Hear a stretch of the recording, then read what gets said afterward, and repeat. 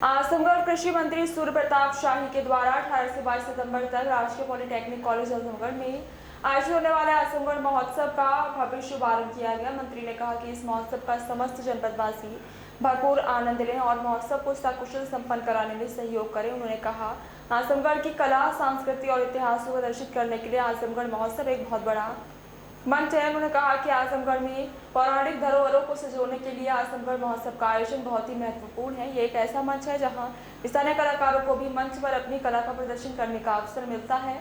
मंत्री ने महोत्सव में जो कलाकार अपनी कला का प्रदर्शन करेंगे उन सभी कलाकारों को हार्दिक बधाई दी और इसी के साथ उन्होंने जिला प्रशासन को भी महोत्सव का आयोजन के लिए शुभकामनाएं दी हैं।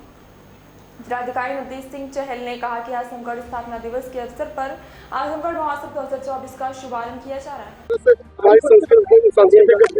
देखिए, आजमगढ़ में पौराणिक काल से इसकी एक सांस्कृतिक महत्व रहा है और यहाँ अनसुईया माँ के 3 पुत्र दुर्वासा ऋषि जी, चंद्रमा ऋषि जी और दात्रेय महाराज का तीनों के आश्रम रहे हैं, जिन्होंने सनातन धर्म की को आगे बढ़ाए जाने में और साधना की दृष्टि से उन्होंने महत्वपूर्ण योगदान किया है।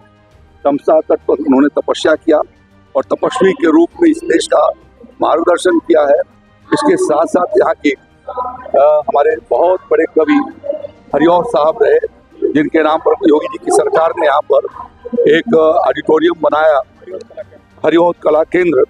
इसके साथ साथ हरिपुर के भीतर संगीत और कला की एक पूरी उनका एक विरासत ही रही है, उसका और वो घराना रहा है।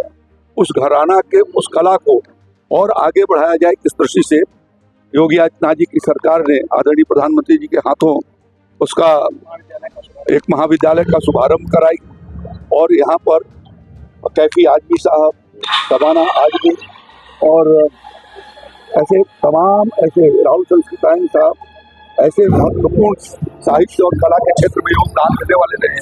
हमारे दिलेश लाल निरहुआ ने भी आजमगढ़ की पहचान फिल्मों की दृष्टि से काफी आगे बढ़ाई है, तो उसे और विस्तार दिए जाने का जरूरत है और उसमें यह आजमगढ़ महोत्सव अपना बहुत बड़ा योगदान करता है।